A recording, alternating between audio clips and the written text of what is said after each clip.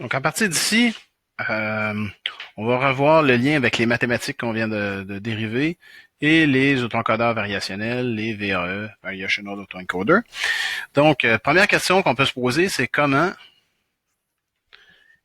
estimer. Alors, j'ai mon Q de Z étant donné X et si on se rappelle d'une vidéo antérieure, P de X étant donné Z, ça nous prend un générateur. Donc, je vais être capable de générer des Z, mais je veux aussi être capable de générer des X étant donné Z. Donc, comment faire pour estimer ça? Ben, la réponse classique, c'est avec des réseaux de neurones, car ce sont des machines très efficaces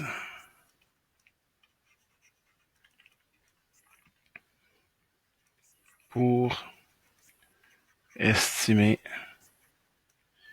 des probabilités conditionnelles.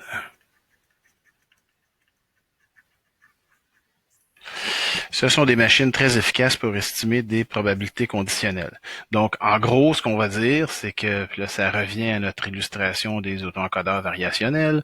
On a un réseau de neurones ici, Q de Z étant donné X, qui lui va nous produire une distribution.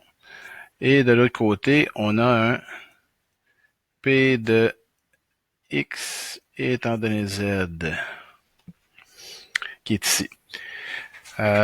Si on assume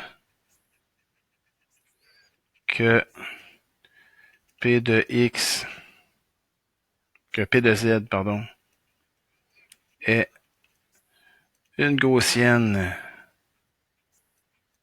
centrée à 0 et de variance 1, ben, et que Q de Z étant donné X est également gaussien, alors mon réseau de neurones ici va me produire un vecteur mu, une matrice de variance-covariance, et de ça, je vais en déduire un Z que je vais obtenir en échantillonnant cette distribution gaussienne et que je vais donner en entrée à mon décodeur. Donc, la perte que je vais avoir, la perte d'un réseau de neurones comme celui-ci, c'est donc la perte ici, la loss, c'est l'evidence lower bound, LBOW. Et l'evidence lower bound, c'est qu'on va chercher à maximiser, c'est la KL divergence entre Q de Z étant donné X, donc la sortie de l'encodeur, et puis ben, P de Z, mais P de Z, c'est une distribution gaussienne centrée à 0 et de variance 1. On va l'écrire comme ça ici. Donc, moins ça, plus l'espérance mathématique ZQ de log de P de X étant donné Z.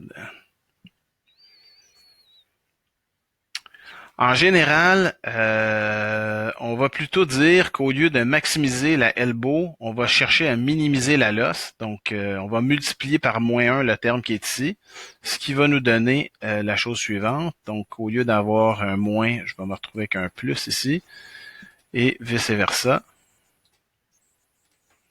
Donc, ici, je me retrouve avec un plus, plutôt avec un moins. Et ici, je me retrouve avec un plus. Donc, j'ai la KL divergence moins l'espérance mathématique du terme qui est ici.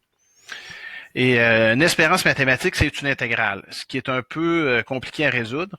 Donc, souvent, ce qu'on va faire, c'est qu'en général, général. On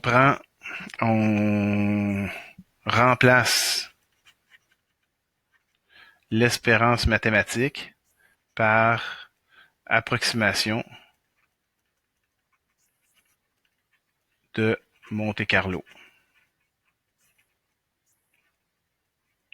L'approximation. Je vous rappelle que l'espérance mathématique, c'est le calcul de la moyenne d'une fonction.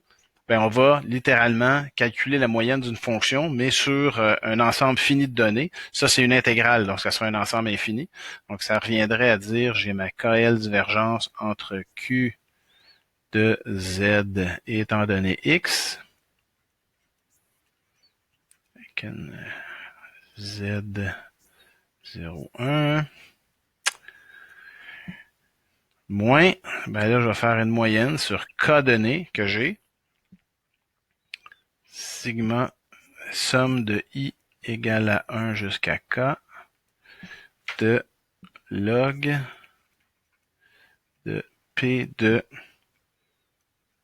X I étant donné Z. Comme ça ici. Donc, ça reviendrait à dire quoi? Plutôt P de X étant donné ZI. Pardon. Ça, c'est une petite erreur. P de X ici étant donné ZI.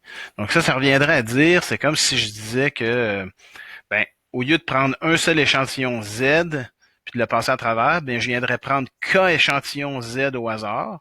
Puis pour chacun des échantillons Z, je regarderais la sortie, puis je calculerais le log de la probabilité en sortie. En général, par contre, donc en pratique, il y a deux choses qu'on voit systématiquement tout le temps pour simplifier les choses. On prend K égale à 1. Ça simplifie beaucoup. Et on suppose que P de X étant donné Z, I, c'est une gaussienne centrée sur X qui est le signal en entrée. Donc, ça fait que finalement, le log d'une gaussienne, ça va donner la chose suivante. Q de Z étant donné X, la distribution de Z 0, 1, la distribution a priori, moins un terme multiplicatif fois la distance entre X et X'. Donc, le X qui exprime, c'est ce qui sort ici, là. Donc, finalement, c'est la différence entre les deux au carré. Et ça, c'est la LOS qui est utilisée par la très vaste majorité des autoencodeurs variationnels.